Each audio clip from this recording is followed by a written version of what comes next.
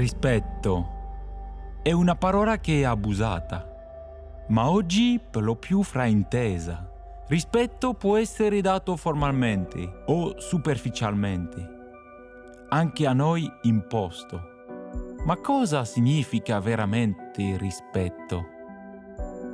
È più che ammirazione o tolleranza, è un atto di accettazione, è un riconoscimento che Dio accetta e ama tutte le persone, senza eccezioni, e insieme ad altri anche io sono rispettato e prezioso ai Suoi occhi. Con l'amore incondizionato possiamo rispettare nel vero significato della parola. Sono amato, per questo rispetto.